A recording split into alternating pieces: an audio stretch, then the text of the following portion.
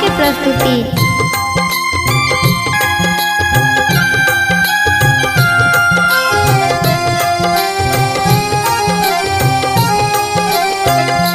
जितिया पावन बड़ बेजोड़, मड़ुआ रोटी माछक झोर। जितिया पावन बड़ बेजोड़, मड़ुआ रोटी माछक झोर।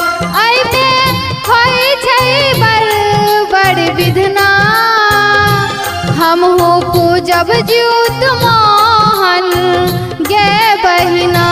हमहु पूजब ज्योत मोहन गे बहिना। जितिया पावन बड़ बेजोड़, मड़ुआ रोटी माछक झोर। जितिया पावन बड़ बेजोड़, मड़ुआ रोटी माछक झोर।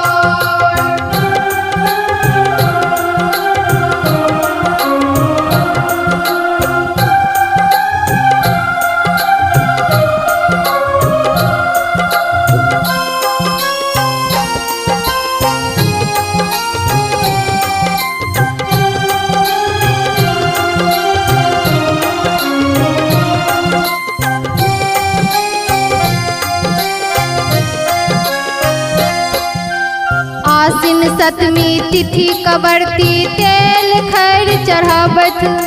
तेल खैर चढ़ावत है यौ, तेल खैर चढ़ावत।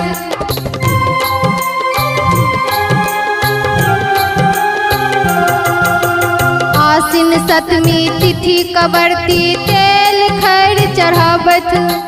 पोखर घाट पर झुमनी पात पर फल फूल सजावत। फल फूल सजावत है यौ, फल फूल सजावत। ओइ दिन खाइ छथ मड़ुआ रोटी माछक सन्ना, हमहु पूजब ज्योत मोहन गे बहिना। हमहु पूजब ज्योत मोहन गे बहिना। जितिया पावन बड़ बेजोड़, मड़ुआ रोटी माछक झोर। जितिया पावन बड़ बेजोड़, मड़ुआ रोटी माछक झोर।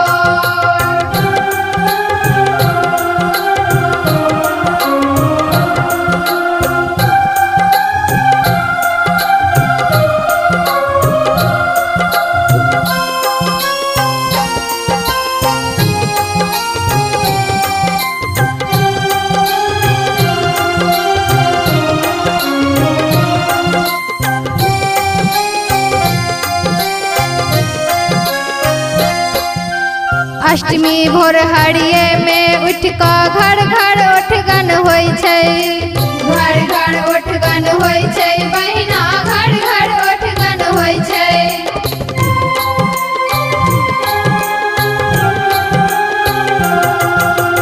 अष्टमी भोर हरिये में उठ का घर घर ओठगन होय छै। चूड़ा दही अमट अचार संग गुड़ खुड़ भोजन होय छै। भोजन होय छै बहिना, गुड़ गुड़ भोजन होय छै। दिन में पितरन खाइ छथ अंगने अंगना, हमहु पूजब ज्योत मोहन गे बहिना। हमहु पूजब ज्योत मोहन गे बहिना। जितिया पावन बड़ बेजोड़, मड़ुआ रोटी माछक झोर। जितिया पावन बड़ बेजोड़, मड़ुआ रोटी माछक झोर।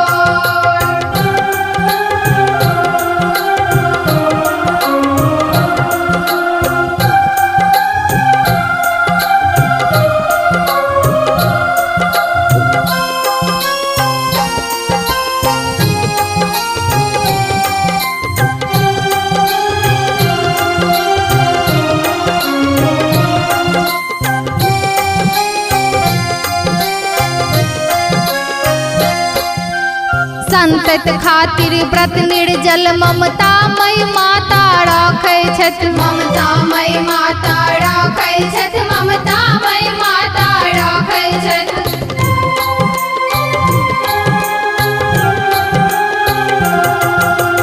संतत खातिर व्रत निर्जल, ममता मई माता राखै छथ।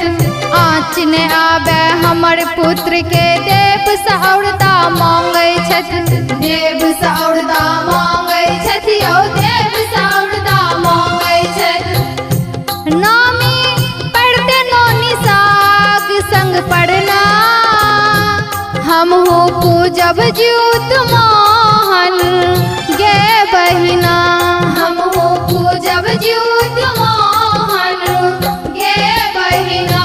जितिया पावन बड़ बेजोड़, मड़ुआ रोटी माछक झोर, जितिया पावन